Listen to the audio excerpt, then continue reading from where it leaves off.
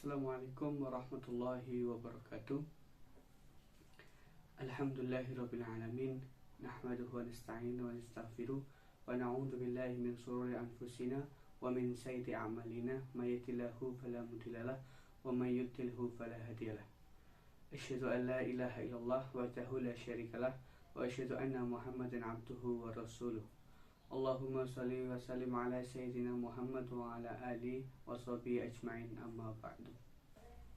Alhamdulillahirabbil alamin. Segala puji bagi Allah Subhanahu wa taala yang telah memberikan kita kesehatan, kesempatan dan umur panjang sehingga kita dapat kembali bertemu dengan bulan mulia, yaitu bulan Ramadan.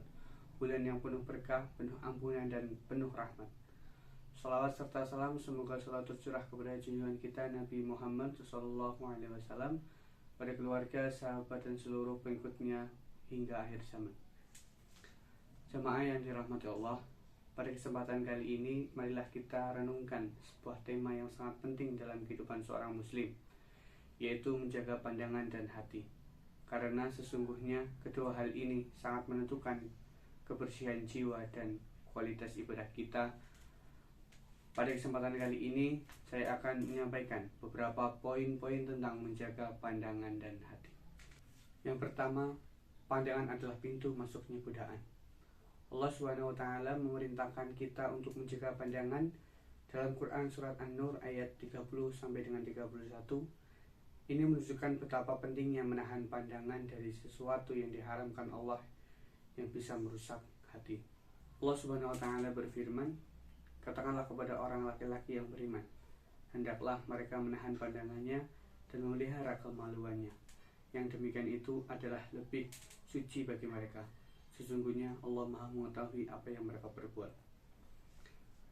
Dan katakanlah kepada wanita yang beriman, hendaklah mereka menahan pandangannya dan kemaluannya, dan janganlah mereka menampakkan perhiasannya kecuali yang biasa nampak daripadanya, dan hendaklah mereka menutupkan kain kudung ke dadanya.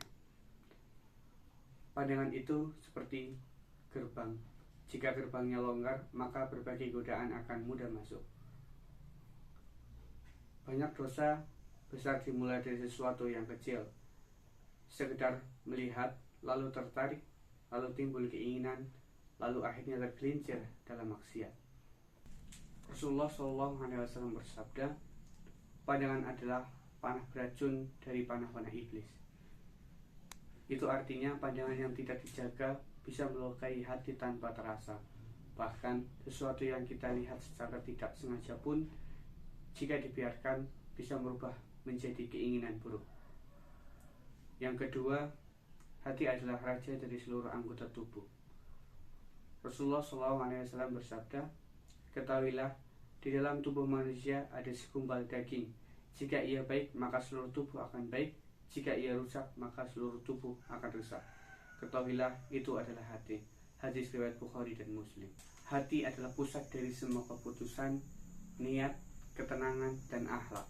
Maka tidak heran bila menjaga hati menjadi salah satu fokus utama dalam tarbiyah Islam.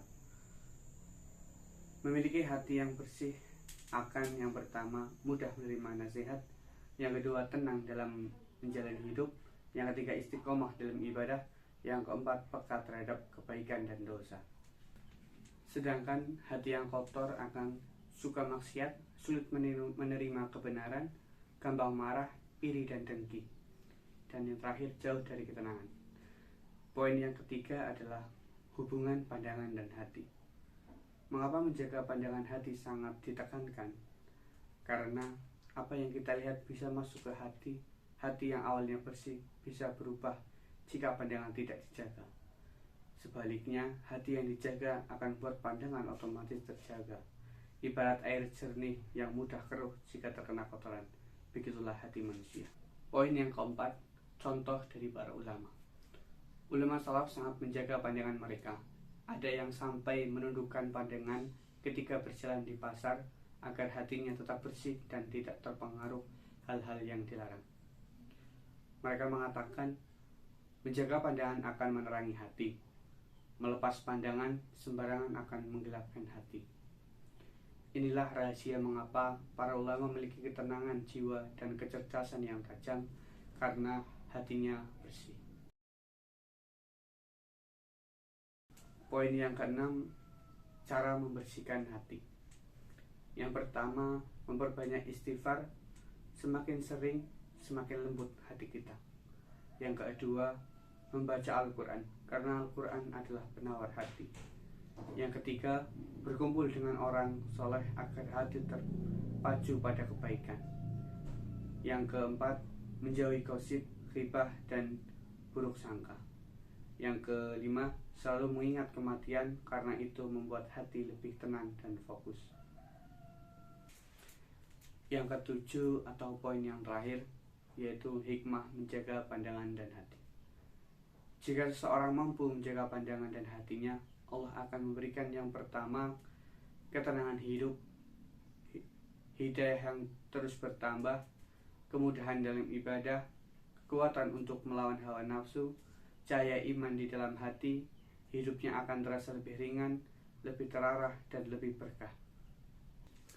Jamaah sekalian, mari kita jadikan diri kita hamba-hamba Allah yang menjaga pandangan dan membersihkan hati. Sebab kebersihan hati adalah sumber dari kebahagiaan dunia dan akhirat. Semoga Allah menjadikan kita orang-orang yang selalu menjaga amanah mata dan hati, serta memberikan kita kekuatan untuk istiqomah di jalan kebaikan. Mungkin itu saja kultum pada hari ini yang dapat saya sampaikan. Kurang lebihnya mohon maaf. Billahi taufik wal hidayah. Assalamualaikum warahmatullahi wabarakatuh.